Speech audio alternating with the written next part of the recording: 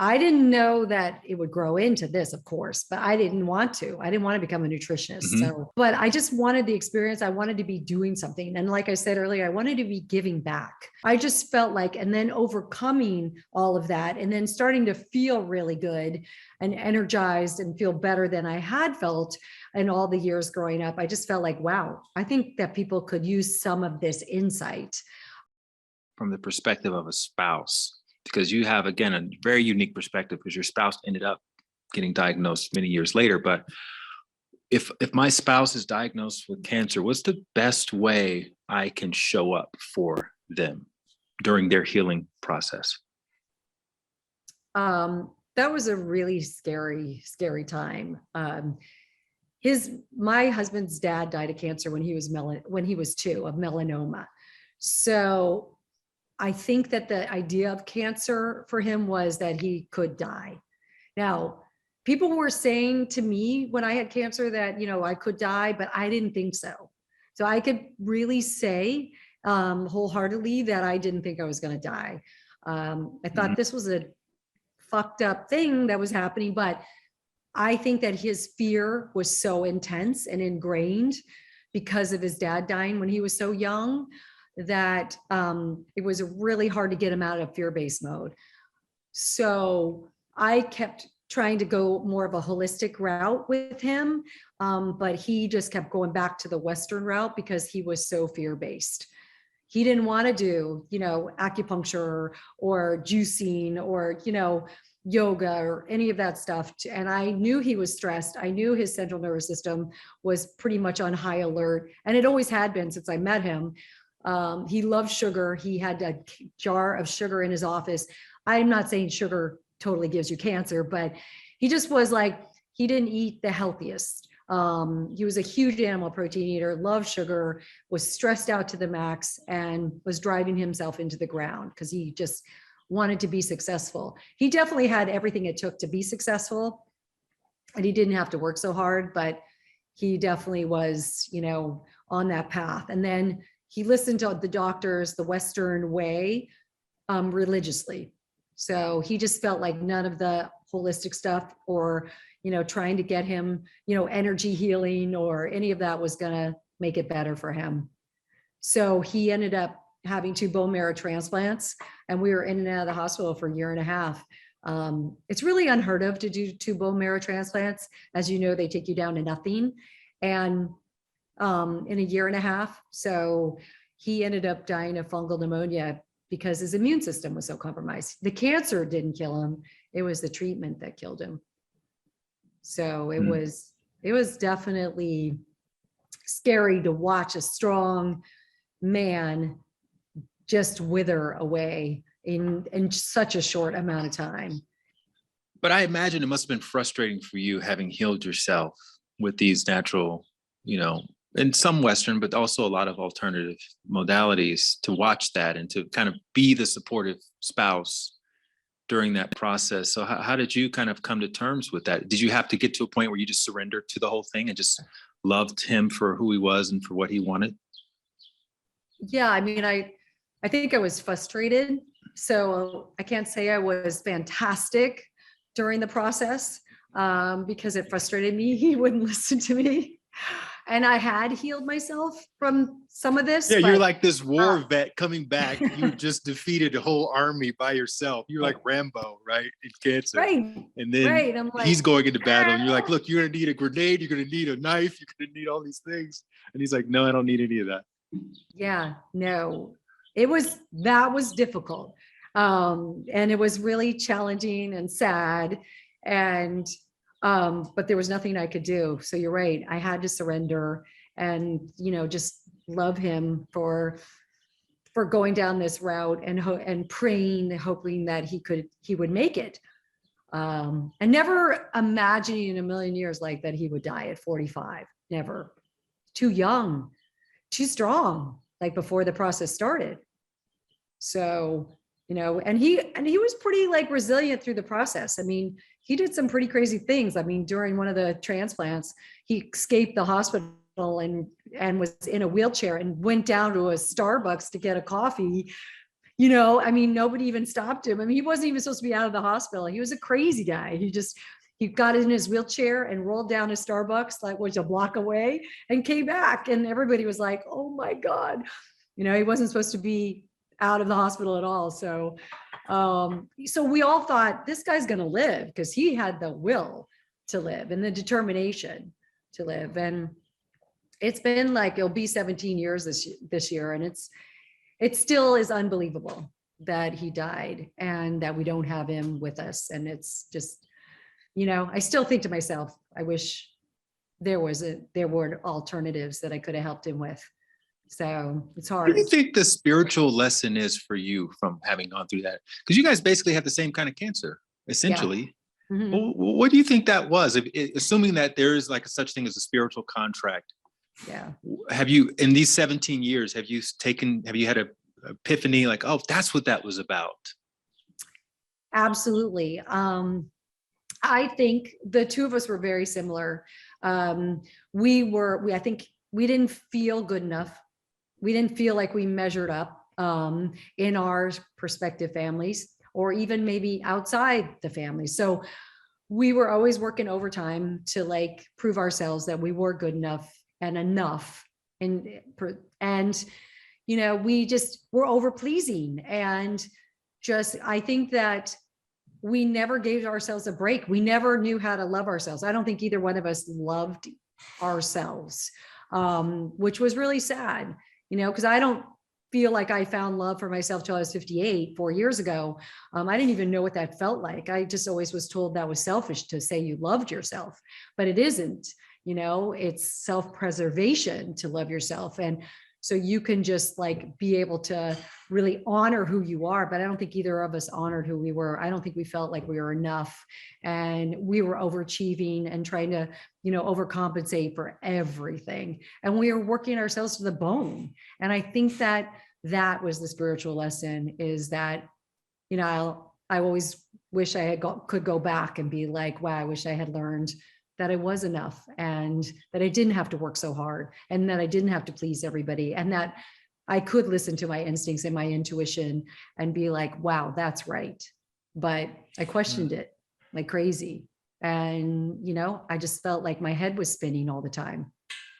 And I think the same for him. I think that he just, drove himself, never let up from the gas pedal. So, and it was a little crazy. We had built this beautiful house in Hancock Park when after he was going through this, we had built this beautiful house. And a friend of mine actually said, I want to come over with EMF machine to see, she just thought it was really kind of strange about him getting this cancer. And so she came over and found on his side of the bed, this was pretty wild, the EMFs were off the charts. So what that means is potentially, when we remodeled this old house, that the wiring in the walls weren't grounded. I'm not sure if that was the case, but there was something, there was an electronic magnetic frequency that was going off on his side of the bed, which was really fascinating when she did that. When she did the whole house, it was in the family room where we sat watching TV mostly, and on that side of the bed of his. Okay, so interesting. So I don't know if, that could have played a part in all of this as well. But on my side, there wasn't that same, of the bed, there wasn't that same frequency level. So you're widowed now, you're single mom, kids 7 and 10. Assuming you probably have some life insurance or something like that from your husband or whatever. So you may be in a good financial situation or a stable one. What was the plan? What are you going to do? How are you going to make lemons out of this crazy situation, or lemonade out of this crazy situation? Oh, you're right. I was completely freaked out because he was the breadwinner. Yes, I did have life insurance. Yes, I was kind of taken care of in a lot of respects. But I really didn't know if I had to go back to work. I didn't really ever imagine myself being a single parent. That scared the shit out of me. And at the time, I had two girls and I was a little frantic, like I was saying earlier, about raising two girls in LA and being a single parent and being in this, private school arena. I mean, it felt intense. Again, I had put myself into this kind of intense, like, do I want to keep up? Do I need to keep up with the Joneses? All of that. So I was definitely freaked out. And I was also exhausted from that year and a half of trying to keep him alive and also trying to keep my life going. So it took me a couple of years really to get myself like physically back together. And I was okay for those 2 years, like financially. But then I thought to myself, I don't really want to just be a single mom and, not go back to work and not do something to give back to the community or just do something that's when that whole idea of like, I can make something of my own came up. And a friend of mine said, hey, what do you want to do? And I said, I'm really interested. I really want to get healthy. First of all, I need to get stronger and healthier. I don't want my girls to feel like they had two parents that had cancer, that they're automatically going to get cancer. So how can I get the three of us healthy? And she recommended this school, integrative. It wasn't the Institute of Integrative Nutrition that everybody goes to. It was something local in Beverly Hills. It was Eastern and Western medicine. It was Ayurvedic, Chinese, supplements, herbal remedies, a little bit of like, spiritual work, trauma work. It went on for 2 years in person. And I went to that just to get healthy, just myself. And I started to like really enjoy it. And started to make some healthier changes around the house and, food wise and and also emotionally, mentally, and started to take some supplements that were really working. Remember the E3 Live in those days, like that was a miracle worker when I started taking that so many years ago, but that I'd have the energy again and got myself back on track. And then when I graduated from that program, Cafe Gratitude had come down from San Francisco and opened their first restaurant here. And my friend Elissa, who had opened up the restaurant, basically said, hey, will you come and put a food program together for us? And because she knew I had the marketing advertising background from my early days, New York days, and LA when I lived here before I stopped working, she basically said, let's put this together. And it was amazing. It was just like, I put this food program together. It was really easy to do because their food was so healthy and nutritious. And then also with my advertising marketing background, I knew how to market it. And then everything just took off. I started loving talking to the clients, hand holding them through the 5 days of this program. They all had different ailments. And then I started working with functional integrative doctors to find out how to help them with these ailments. So, I have a quick question about this, because this is amazing, right? You got this amazing opportunity. I've heard you say in another interview, you didn't think you were qualified to do this cleanse, right? So not feeling fully qualified, fresh out of school, these guys are just here for the first time, first location. Was your main, I guess what I want to ask is, financially, was that a big thing? Like, okay, we have to come up with some deal that makes sense, or you just want to get experience, or what was that thinking like when this whole thing was coming about? I just wanted experience. I didn't know that it would grow into this, of course, but I didn't want to. I didn't want to become a nutritionist. Mm-hmm. So, but I just wanted the experience. I wanted to be doing something. And like I said earlier, I wanted to be giving back. Like, I never felt good as a kid growing up, a lot of health issues that we didn't mention, but cancer, then my husband died of cancer. And I just felt like, and then overcoming all of that and then starting to feel really good and energized and feel better than I had felt in all the years growing up. I just felt like, wow, I think that people could use some of this insight. And also, I just love people in general. I love helping people. So when I started with gratitude and got to talk to these cleansers and find out, some of their story, it was like, wow, their story is like my story. It was similar. There was in a lot of ways, emotionally, physically, there was a lot of things going on for them. That's why they were turning towards this cleanse or this food program to feel better. And that's, and then a year into after Cafe Gratitude, M Cafe hired me to do their macrobiotic reset. And that was a little bit more of how I ate. So that was really exciting too, because I wasn't a total vegan as you know, and I wasn't totally raw, but I did eat cooked and more pescatarian and tofu and tempeh and things like that. So that I did that for many, many years, and I got to handhold those people as well. So I got a lot of firsthand experience with handholding the cleansers on both of those cleanses. It was really fun finding out all their, and also they would send me their blood work. I didn't know what I was looking at the time, but it was pretty cool to kind of just go over it with the doctors friends of mine. You eventually came up with your own sort of concoction, right? Some little tonic or elixir. I remember having some of that at your book launch. Yeah, so I came up with, I had done an Erewhon cleanse too, but that was very short-lived. And I came up with some juices for Erewhon as well, which was really fun. There's still one juice in Erewhon that is named the Elissa Goodman thyroid juice. It isn't exactly my formula, but it's kind of fun to be there, as you know, because Erewhon's so cool. But, then my assistant at the time was an incredible cook. And a lot of when I was started to see clients, they're like, hey, could you put together a food program for us? And then I realized, this might not be so hard. Maybe I can put a program together and take what I know from Gratitude and M Cafe and Erewhon and put it together and actually do my own food delivery program. And that's how the cleanse started. We're in our 8th year now, which is so wild.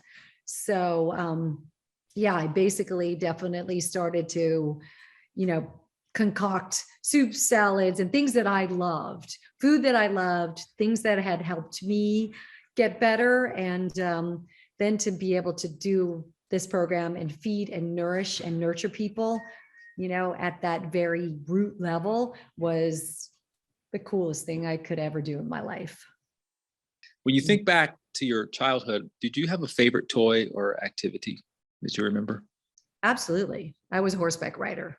So we actually had a barn on our property, and I had a horse, and I had chickens and roosters and rabbits and the whole gamut. So I loved animals and I adored horses. And it was so fun to be able to ride my horse up into the mountains when I was young, and I was too young to drive, of course, or pretty kind of too young to go on my own. But my mom would let me go on my own up in the mountains in Arizona and Phoenix, and on bareback, on my horse. It was pretty cool. Wow. So for those of us who have never really been around horses in an intimate situation, riding bareback and all that, what is something, what did you get from that experience? Why was that your favorite activity? I mean, horses just really do they spoke to me. I mean, how there's horse equine therapy. I felt very alone as a kid. The horse really filled that space for me. The horse was my friend, my best friend. And I felt like that horse gave me so much love and kindness. And also riding on the horse gave me so much support. This horse is so strong and loving at the same time. I thought that was pretty cool. What's your horse's name? I had a sense of freedom. I had that freedom. Like I got to sense, get out of the house and, be out of my environment and be out in nature, as you know, which is huge these days. I'm embarrassed to say the horse's name because it was Snuggles. Snuggles? That's as bad as Little Liss. Snuggles and Little Liss. I love that. Okay, so when you were a kid, you've described your parents in your book and other interviews as very type A, right? So what were some of those I guess, type A philosophies and ideologies that you remember them echoing to you and your older brother when you all were younger? Yeah, that was, you basically get up and you have a to-do list. No matter how long Mhm. that to-do list is, you are going to get everything done on that. You're going to cross off everything on your to-do list. So it was a Mhm. failure at the end of the day if you didn't do that. There was a lot. There was, you don't sleep a lot of hours. You don't ever sleep in. So they would get up at 5 a.m., work out, start their day. My brother and I were still in bed by 9 a.m. And that would be, not okay. So it was a constant, you were constantly going. And also they were very, very social. And so every night you were doing something, and meeting people and connecting with people, which I still think is very cool and very important. But every night was a lot because they really felt like the more people the more people you meet, the more success you can have, because you never know what's going to come up with who you interact with. But it was a lot of pressure to be social. I'm not sure after COVID, I know I'm not a social person, but I'm an introvert and I had to become an extrovert. So I had to work overtime to be social with people. And Were they they were grooming very you to become financially. I was going to say they were very financially successful. So that money was always in that picture. What are you doing to make money? So were they grooming you to become an entrepreneur or to be president of the United States or to be an astronaut, or what was their idea of success for you and your brother? It was an entrepreneur. It was really they were grooming me to be in the business my dad was in. He was in advertising marketing. And it was that business, and to be an entrepreneur in that business and be successful as much as possible. Sounds like a great life. You have ranch, you got horses, you got chickens, you got wealth, you got parents who are there supporting you and pushing you and all of that. So what was from your perspective, right? Not realizing that maybe you thought everybody lived like that. I don't know, but what did you feel inside while you were going through all of that? It's such a great question. You're right.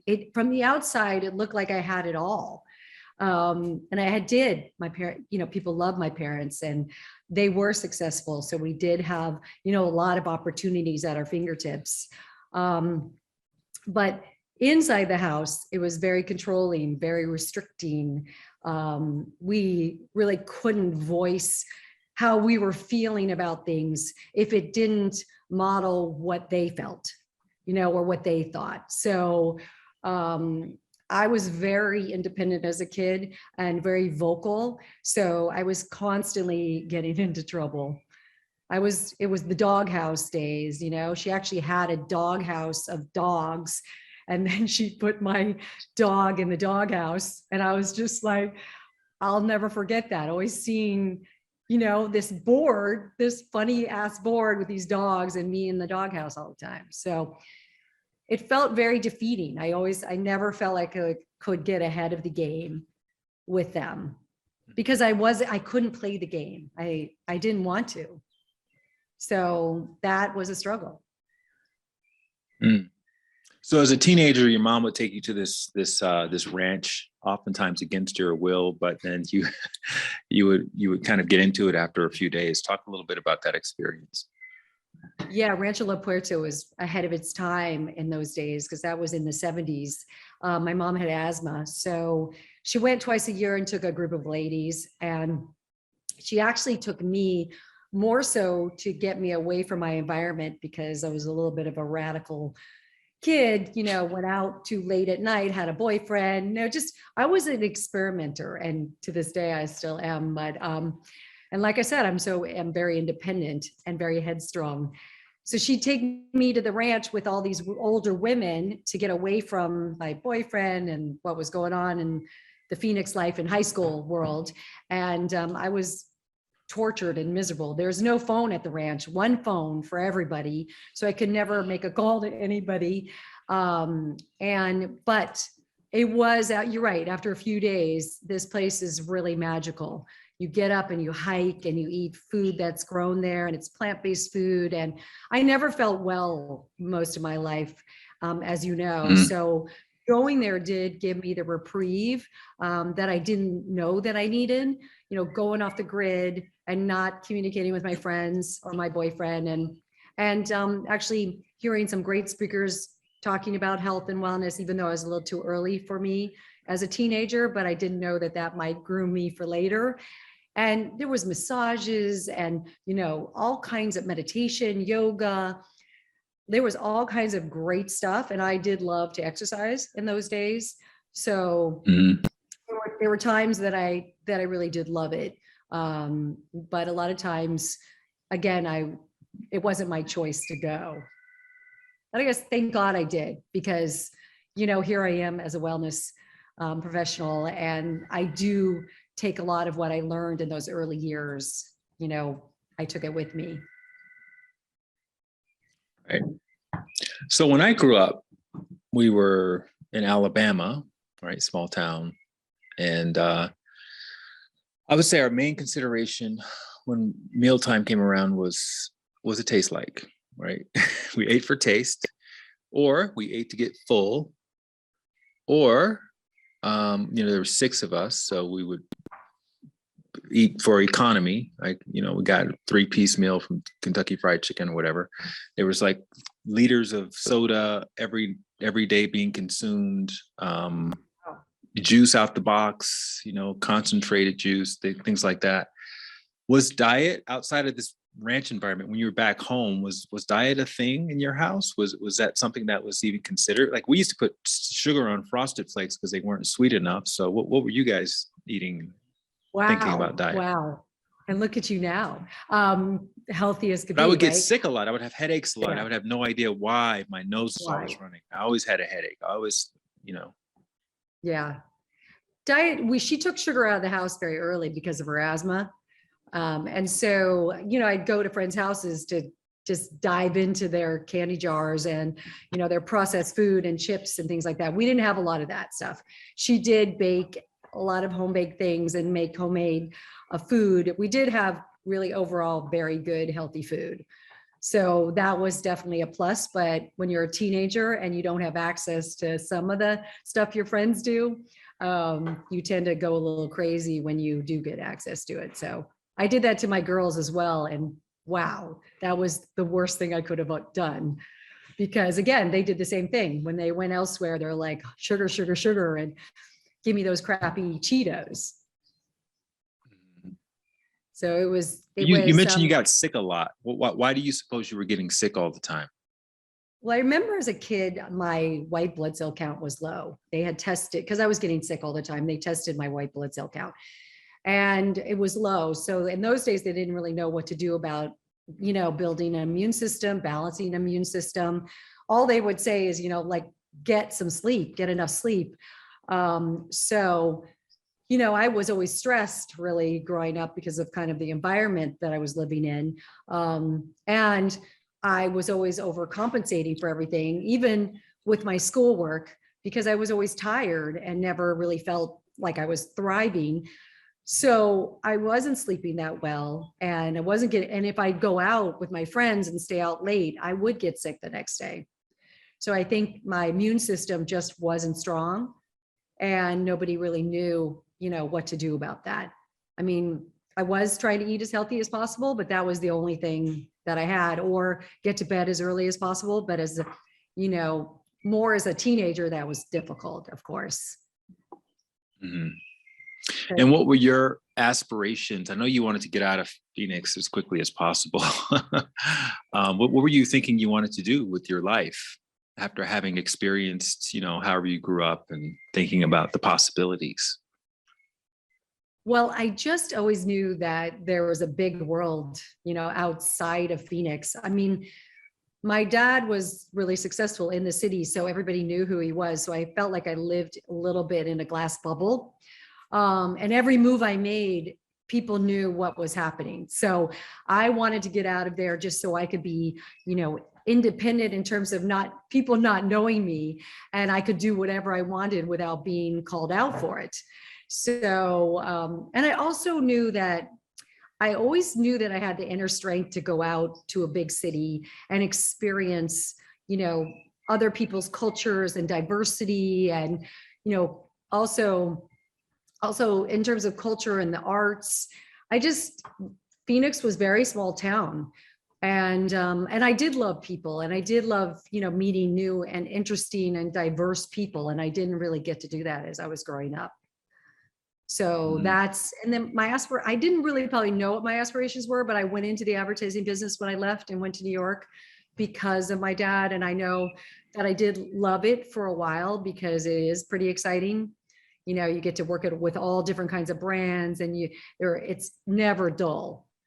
You get to see what everybody's doing. And it's an exciting, business to be in. So when you got to New York, right, and now you're an adult, you're a full-grown woman, what were you doing that you felt like you couldn't do, or how were you expressing yourself in the way that you felt like you couldn't when you were growing up? Oh, am I supposed to answer this question? I mean, Yeah. Oh my God. That is like telling a lot of things bad things that I've done. I was like a party girl. So I definitely stayed out really late, went to the clubs. I partied a lot. So it was, and then of course got sick all the time. But I absolutely love New York. I just love the eclecticness of, what New York had to offer. So I was in heaven, basically. But I did party a lot, hard. And is that how you met Mark, at a club or something? Or Yeah. what was the cute meet behind? I know. Meeting Mark? I met my husband, we worked together. That was a little crazy. It was sales for TV advertising for small, medium markets across the country. And so he was a salesperson, and I was an intern growing into a salesperson. So we met at work. So like Mad Men energy, like a little, like yes. It wouldn't be, yes. It would be, yeah, totally. Be written up today. Totally. Yeah, it was definitely like that. I mean, that whole show is what I experienced, very much so, in that world. I didn't know any different or better. It wasn't really that safe in terms of how people treated each other. But anyway, I was strong enough to get through it. But we did meet there. He was an incredible salesperson. And when we announced that we were dating, one of us had to leave the company. So he ended up leaving to a bigger job and a better job. So that was great for him. Now, how a lot of times kids will rebel against their parents and then cut to 10, 15 years later, they turn into their parents. So what sort of traits translated over now that you became an adult and you're in the world and everything, health-wise, diet-wise, perhaps, and maybe work ethic-wise, what traits it translated over to the adult Elissa?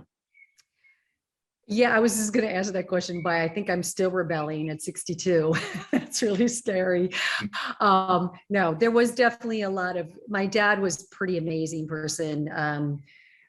He built a communications company in the 60s and 70s into a really big company, first of its kind. So the guy had no fear. He had no fear of going into any situation, and he just thought that he could accomplish anything. So I would say that has transferred over to me. I do have probably more fears than he did, but I do feel at the end of the day, when I tap into that, and I love new situations. I love expanding what I'm doing. I love expanding what I'm learning, and, really making my business be the best it can be, and not hold back. I don't really want to hold back from anything. So I feel like that translated from him. And I think at the end of the day, I knew I could do something on my own and be independent and also build something independently and not have to work for somebody else. So that was pretty cool. And my mom was just never gave up. She was always, constantly doing and giving back to the community. So I feel like, that was also something that translated to me as well. I don't feel like I ever give up on things that I want to accomplish unless it just can't happen, or potentially give up on people in my life. Mhm. So you guys ended up getting married. You and Mark got married, in love, obviously, moved to Los Angeles. And that's where you kind of had your what would be a spiritual rock bottom moment. Yeah. So can you talk a little bit about how you came to understand that you had cancer? Yes. So, I mean, I was getting a massage. I didn't have any symptoms, which is, a little bit So you scary. felt completely fine. I felt completely fine, but, I have never known what completely fine is. I mean, I was always tired, always mentally foggy. I always had digestive issues. I had a lot of anxiety. I probably had little bits of depression, or maybe wasn't sure if it was maybe more anxiety than depression, but I was always kind of like trudging up the hill, wondering like, am I ever going to reach the top? So that was a consistent thing my whole life. And then I'm 32 and I land this job with Vogue magazine. And I thought, wow, I just, hit jackpot, because I love fashion, and who doesn't love Vogue? And I get the job, and it was Devil Wears Prada. It was one of those situations where I couldn't keep up with what they wanted me to do. The environment was really, really intense. And with what I was just explaining, it was almost too much for me to bear. It was just like, holy shit, can I really do this? And then I'm getting a massage sitting upright, and the masseuse was massaging my neck and collarbone, and she finds a lymph node on my collarbone. And she just said, hey, you're not supposed to have swollen lymph nodes on your collarbone. You can have them on your neck, which you're fighting an infection, but it's a little weird to have one on your collarbone. So I definitely would go get that checked out. And so I was like, okay, I didn't really think anything of it. And then walk into my general practitioner. He just feels my neck and collarbone, feels the lymph node, and he goes, holy shit, this might be cancer. That was his response. And I'm like, what the? How big is this lymph node that you're talking about, and how long was it there before you went and got checked out? Because I like sink in my collarbone. A lot of us do. You don't feel it.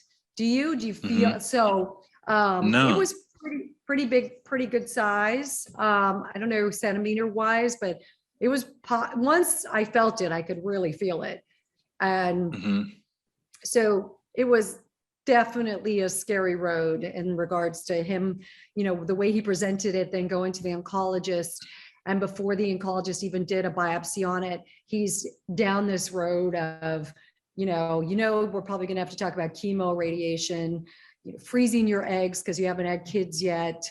Do you have a donor? Before the biopsy? Before the biopsy. He's talking about, it's really crazy how doctors treat you. I mean, the fear was so intense. I would say on a scale of 1 to 10, of course it was a 12. So because I was down the rabbit hole, not even knowing really what the final result was, or not even having enough info. And then I do the biopsy, and it comes back early stage, even to the fact they're like, we're not 100% sure it's Hodgkin's lymphoma, but we're 90 something percent sure. So it was, that's a whole different ball game. But they still treated it like it was 100% sure it was cancer. So a friend of mine said, I had gotten 2 opinions, and a friend said, go see this guy at St. John's. He's a radiologist, oncologist. And I was like, I really don't want to go see another doctor. thank God I did, just like I'm thankful for the masseuse, as you know, very much so, to find that lymph node, because I never would have found it probably myself. But the radiologist had the report, knew there was like an early stage of Hodgkin's, and sat me down and said, "Are you happy? What's your life like? You know, are you stressed? Do you like what you do for a living? Are you in love with your husband? You know, is your life good?" And I was burst into tears. And I don't even know what happy is. I don't know what happy feels like. I don't know if my life is good. I mean, right now it isn't good because I'm freaking out, but I really didn't even know what I was looking for. I'm sure a lot of people can relate to that. I didn't know. I think my mentality was always is the grass was greener always. So I never was present in my life or my world. So I was so thankful, because he goes, we need to get your emotional, spiritual, mental well-being, you know, back on track. So you can deal with this. And I was like, wow. Still today, like, doctors don't ask those questions. So going back to that day that you received the diagnosis, right? Knowing what you know now, what did you do well and what could you have done better when you first got that information?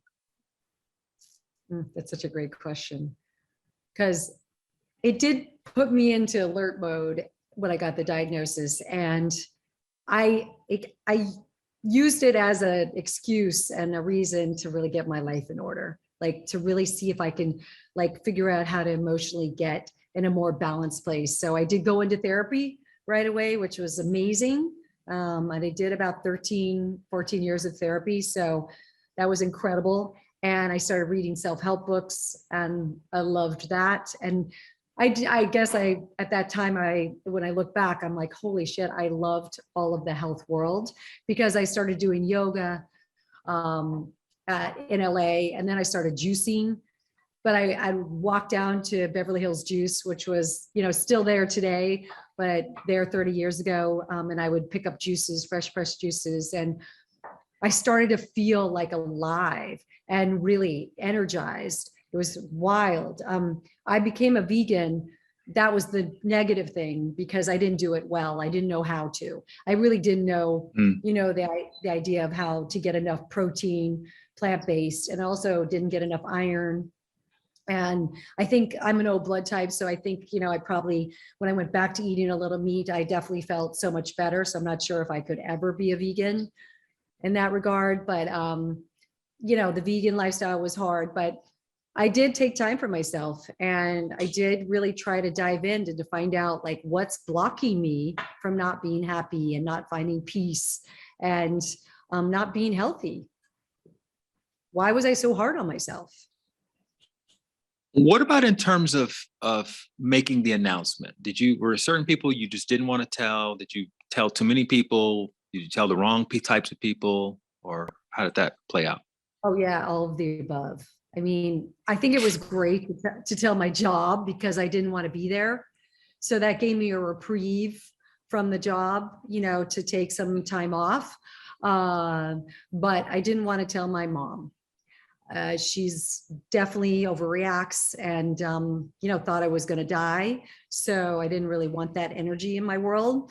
Friends were great, you know, people around me, but the mom was the tough one, you know, and she did move in, felt like I was going to die, catastrophize things, made me more anxious, made me more nervous, made me, you know, just not get myself back in my body. I'm so out of body when I'm with somebody that is, you know, has such a different vibe or an energy than me. How do you do that though? I mean, you kind of have to tell your mom that you have cancer, but if your mom is the type that overreacts, which a lot of people have that experience. I mean, my mom would be the same way. She'd be yelling at me, "You need to eat this broccoli, or you're gonna die tomorrow." You know. So how do you manage that? You have to. Well, yeah. Is there a better way we could do that? No, I don't think there's any way around it.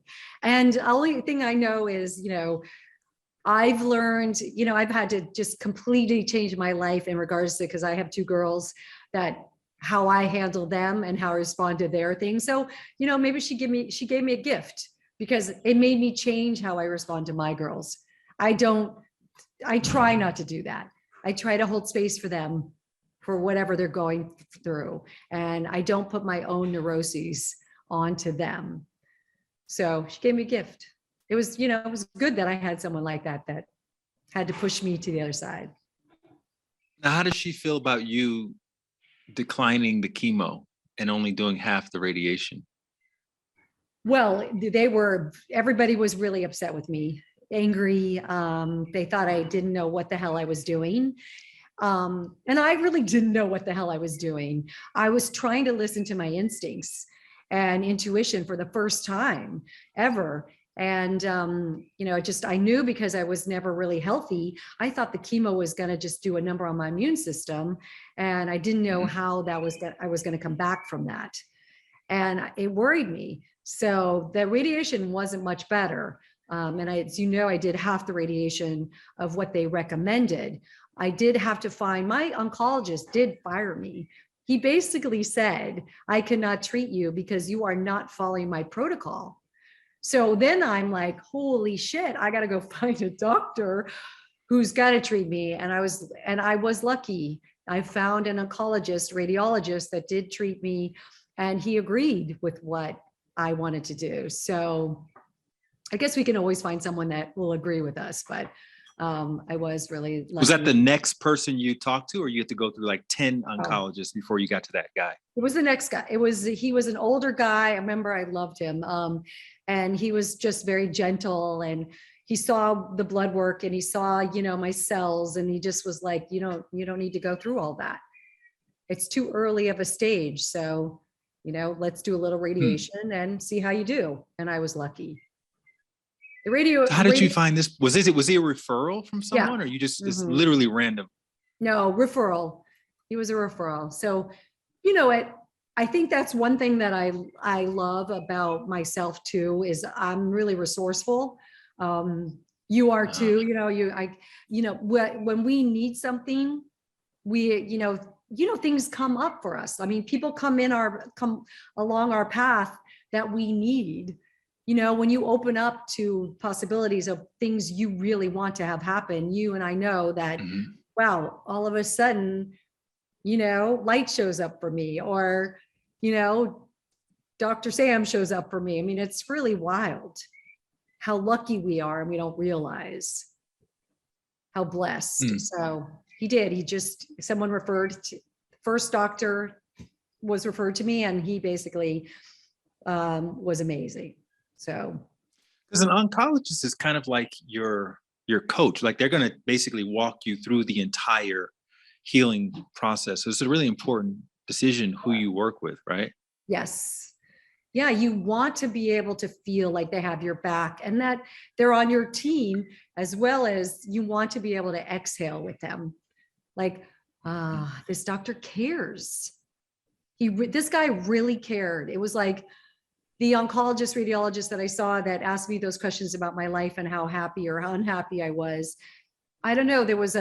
I just felt like he cared. I mean, he only saw me once, but it didn't matter because I did feel like he honestly cared about me. And the radiologist that I ended up working with, I felt like he took me on as his daughter. He was definitely as old as my father. And I just felt like I could exhale and really trust him. And I think that's all part of the healing process for anybody, with whatever you're going through. Illness. Were all these guys covered by insurance, or do you have to were these like? They were. I was lucky. They were covered by insurance. Like, is going through a cancer treatment expensive even if you have insurance? How does that work? Yes. Well, not exactly out of pocket, but, when you see the bills rolling in of what the insurance company's paying, it's pretty incredible. When my husband was diagnosed 11 and a half years later and he died, the year and a half of treatment was well over $1 million. So it's wild. All right, so I want to get to that, but I want to get to how you healed yourself. So you're drinking all this carrot juice. Your palms are orange, right? You're meditating, you're in therapy. What was your first indication that all this was working? Well, I was feeling like I'd never felt before. I was feeling like I just had a possibility to like get to the other side of this. I felt, I was feeling energized and mentally alert like I never felt before. And I just felt like this was such a wake up call for me. It was meant to happen to like, slap me around to basically say, wake up, you have this life, you've been given this beautiful life, you got to live it. And so I felt like, I felt so different. I just felt like I was in life living it instead of an outsider viewing it inside. So that was pretty cool. And then I did go back to work after the treatment, and quickly thereafter I did quit because I knew it wasn't right for me. So I started having boundaries and standing up for myself. That was another cool thing. I was like, this isn't working for me. So I need to make a change. And was the collarbone growth, was it diminishing? Well, they actually had removed it. So it was, Okay. they removed the lymph node. Yeah. So there really wasn't, other than, just checking my numbers. There really was, and doing an x-ray, you're right. There wasn't anything else showing up. No other lymph nodes swollen. So I, had to get tested for about 5 years after that, consistently. That's not easy either, because when you go into the testing every year, you're like, you can't breathe. You're like, fuck, I hope I don't have cancer again or anything popping up. So, but I did get hypothyroidism after that because they radiated my thyroid, and then I got Hashimoto's. So, it wasn't without other health issues after I did have radiation. And then I had a hard time getting pregnant. So it took me a lot to get pregnant with my first child. About 4 or 5 miscarriages. So did they end up freezing your eggs? No. Yeah, we didn't have to do any of that. No. Yeah, we just did half the radiation. They only radiated my upper half of my mantle, they call it. If they had radiated the lower half, we would have frozen my eggs. So we didn't have. So how long was your healing journey? How long did it all take before you were given the clean bill of health? I think it took, for me, it was a good 2 years that I felt like I could give myself the clean bill of health. So it took about 2 years. And what was your takeaway personally after, like, you really took control of your life, probably for the first time ever? And so you got a really great point of reference for what that looks like versus whatever you were doing before. So what was sort of the takeaway personally? Like, oh man, I should have been doing this the whole time, but I don't know what I was thinking. Yeah. I should have been listening to my instincts and my intuition. My intuition and instincts were right. And we know they're always right. And I never, when I would talk about them in my family or, outside my family growing up, people would be like, no, that's not the way you should feel. No, that's not what you should do. You know how we, get that grooming. It was always, no, your instincts, no, you're not thinking right. That's not what it's, supposed to feel like. You're not supposed to feel that way. And when I really got to be able to be in touch with my instincts and intuition, because I followed them during the crisis mode, and I was like, holy shit, I really do know what's right for me. That was the coolest thing ever. But then why is it so hard for us to not listen to our intuition until we face our own mortality? Because we've been trained, not to. We have, I hope these days as we raise kids, we don't do that to our kids, but I think parents and, people who were watching over me, they felt like they knew best. And I don't think they realized that, wow, this little person does have her own thoughts and her own feelings and her own instincts and intuition. And she does know what's best for her, but they, that in those days, that isn't how we were raised. It was do what we say, like it is follow what we know what's right because we've been through it. So you need to do it our way. And that is such a disservice, unless someone's going off the rails.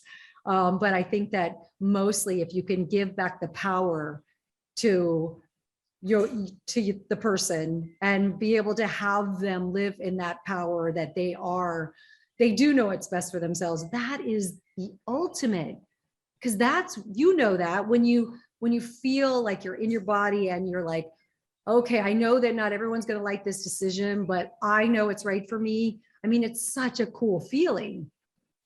And you also then you don't live in a fight or flight mode. You're like, okay, like I know what's right and I'm moving forward on my path.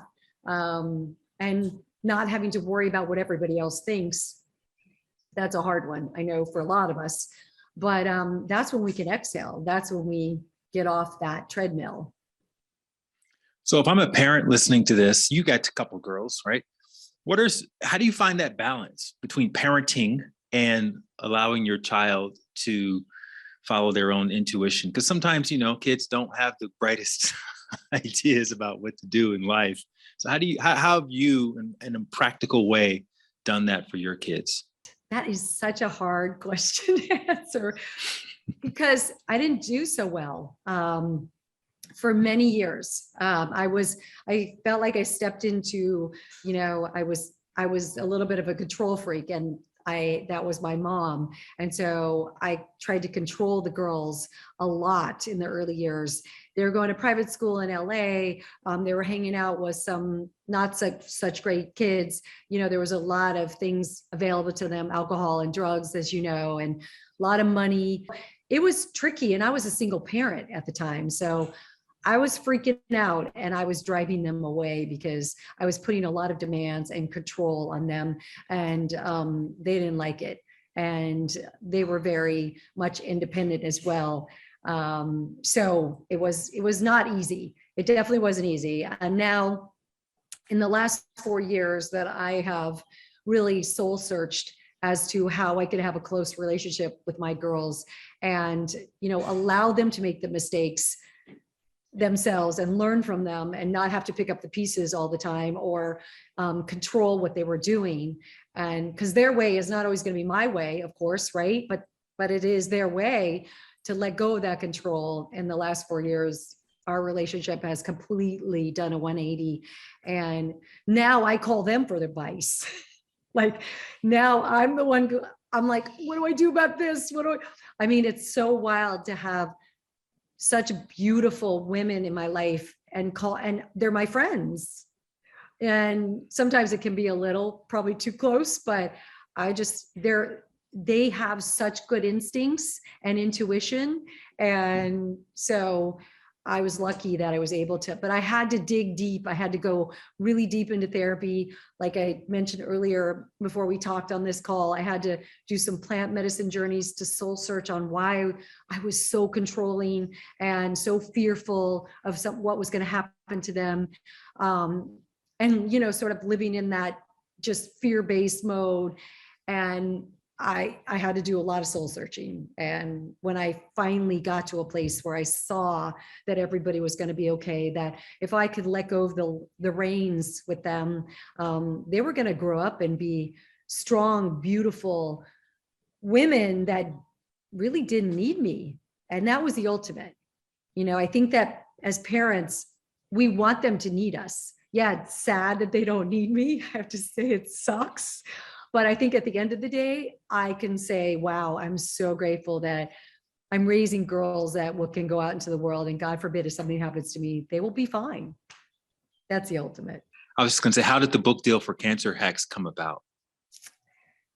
Well, at the time I had, I self-published Cancer Hacks. Oh, okay. Awesome. Yeah, that's how it came about. So I self-published my first book too. So talk about that process. Because it took me like almost 4 years to get this thing out.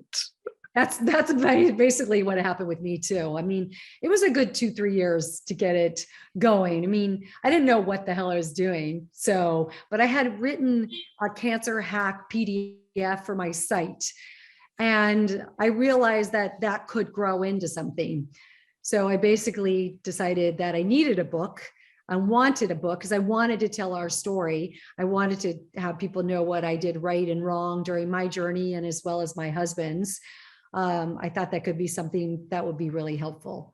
And so it was a long process. It was a very hard process, not easy at all. I don't think writing a book is easy, period. I guess you probably agree. It can be hard because this one right now is hard. It's pro-aging hacks, because I feel like I've been able to turn back the biological clock, and that I want people to know that they can, live into their older years and feel better than they did earlier in their life. But yeah, that was a hard process, but it was cool. It was cool that I'm glad I self-published. I'm glad I got a book out there. It feels good to have people know my story, as well as, just some of the tidbits that did help me. And I think it's helped others as well. Okay, so can we just sort of walk through not the whole process, but the basics of the beginning stages of the process, in case someone is listening to this and they got diagnosed, and we want them obviously to get a hold of your book and maybe to, I don't know if you have cleanses that you ship out or something, but what are some of the things that people should do if they get diagnosed with maybe early stage cancer in the same way that you were diagnosed? Well, I would have to say, when you're diagnosed, there is one book that I absolutely love. Beside my own, it's called Radical Remission. You probably know those books, Radical Remission, Radical Hope, Kelly Turner. I think that's a book you got to pick up. I tell all my cancer clients to do that, because I think there's such a huge psychological component to cancer and any of these illnesses.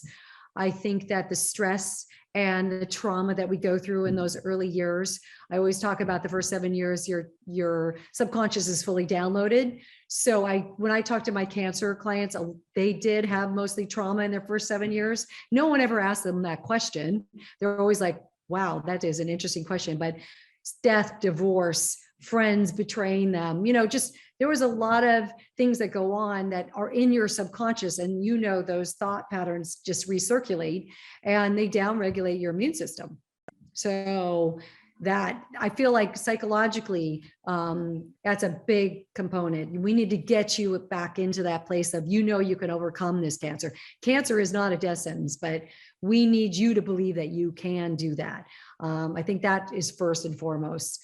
I have intuitive healers that I work with that actually can dig into the subconscious and unblock some of those thought patterns that aren't working for you anymore, and remove them, and also give you mantras that can get you past some of those negative patterns that we get ourselves in. So I think that is huge for cancer. I think if we believe we can get past anything, we actually can. So and then I think it's, all about changing your diet, going on an anti-inflammatory diet, being more plant-based. We don't eat enough vegetables. We don't get enough nutrients at our cellular level. Our guts are not healthy these days. So we're not breaking down our food to absorb our vitamins, minerals, antioxidants, polyphenols, et cetera. So that's why I've always been a big juicer, and I love juicing. I juice greens. I don't put any fruit in my greens or in my juices because there's too much sugar, but because we get enough sugar. But I love getting greens into my system, into my bloodstream, into my cells, at a cellular level. I think that's a game changer. It's a beautiful thing. It also lowers inflammation. It lowers viral loads, bacterial loads in your body. So I think it gives you more of a fighting chance. It helps with, building that immunity. And what's that place down in? Go ahead. What's that place down in San Diego where you can go for 3 weeks and they'll give you the whole playbook on how to juice and how to, do colonics and all of those things? It's not the Omega Institute or Optimal Health. Optimal, yeah. The Institute of Optimal Health. Yeah. Have you ever? I've never done it. Our friend Jenny Emblem has done that, but no, I've never done that. I know that I feel like all of that stuff is fantastic. I think all of it is pretty amazing to be able to go to a place to be taken care of and to get your head straight. I think that, when you are diagnosed with something like this, you need a timeout in your life. And it's kind of hard when you're still living your life. I think there needs to be some time to regain your trust of yourself and your body. So speaking of which, let's say you're not particularly well off, you're having to work, right? One of these cleanses, is that realistic to be able to do or fit in, or do they have to come up with their own sort of version of that by going to Piggly Wiggly's or whatever the local grocery store is? Like, I know you have a thing that people can download with easy recipes. Talk about that. Yeah, no, I have a 7-day reset. It's a very similar to the soup cleanse that people from outside of LA can download and do themselves. It's a very easy program. It just talks about, like I talked about earlier, getting nutrients into your body, lowering inflammation, building your immune system, really rebalancing your gut. You can do easy things to get yourself back on track. And if you don't have money, there are some easy things that you could do. Even juicing, you can get a juicer that isn't expensive, or a blender, and juice things like celery, cucumber, lemon, ginger. And that's super powerful and strong and not expensive. So there are definitely things that people can do that when they don't have the money, I think. I was telling somebody the other day, I think it was another podcast conversation. I was like, you're making the choices to live your life in alignment with what you feel is your purpose intuitively is your health insurance. Like, that is a major part of your health insurance. If you're not doing that, then you're making yourself susceptible. And I think there's this, we get caught up in the prices of organics and the prices of, having hobbies, and I don't want to spend time doing that, but you don't realize how beneficial it is to your health when you do make those kinds of choices. And it's money you don't have to spend down the line on, like you say, your husband's treatment was $1 million. Like, that's expensive to have to deal with not living your purpose. That's an expensive choice to make. That's why I'm so grateful for people like yourself. Meditation apps. Even people who are coaches who are empowering people to do that. We didn't have that years ago. Even I feel like when we started in this business, even probably you would say the same. You were probably very early to the meditation, world, right? And really helping people empower themselves. That was not that long ago. But thank God for that today. Like, there are a lot of people who are pretty stellar at helping people, regain the trust of themselves and the power, and, and thank God for, I always say, for me, I know in the last 4 years of doing the ayahuasca and psilocybin and plant medicine, I got to see that I was going to be okay. And on my journeys with that, I got to rewire my brain into thinking, I am going to be okay. I can get through anything. And yes, life is not going to be easy. I know that, but I will get through it. And to have that inner strength is the best gift you could ever give yourself. And you're right, it is your insurance policy. I think that's when my thyroid went back into alignment. That's when my Hashimoto's went into remission. That's when my health really elevated. I did a biological test, an age test, and I'm 62 and it came back 51.4. So I was like, ooh, I'm doing something right here, but I think through my diet and my supplements and my lifestyle, my meditation, my yoga, my journeys, I know that's a lot, but they've all helped me turn back the clock and really step into my power, and not an ego power, but a power of, wow, I can heal and I can get past anything. What is the last two questions? What is the biggest misconception that people have about you, having gone through everything you've gone through and representing what you represent now? And number two, how are you thinking about success these days? I would say, I heard someone say the other day, a friend of mine who follows me on Instagram, and she said she was out to lunch with some ladies and they said, why is she always so happy? She's always so happy on Instagram. And I hate Instagram, by the way. I'm like, it's 62. Do I have to freaking be on Instagram? I'm not always happy, but I would say overall, I do feel really happy that I was able to overcome the things I had going on in my life. My life was so not easy. I think the misconception is my life was easy and it was smooth sailing. Just like what you said earlier, my family life, we were successful and it looked like we had it all, but underneath it, it wasn't that same story. And it's never been that same story. It was a lot of hard work to overcome, the things that I had to get my head straight.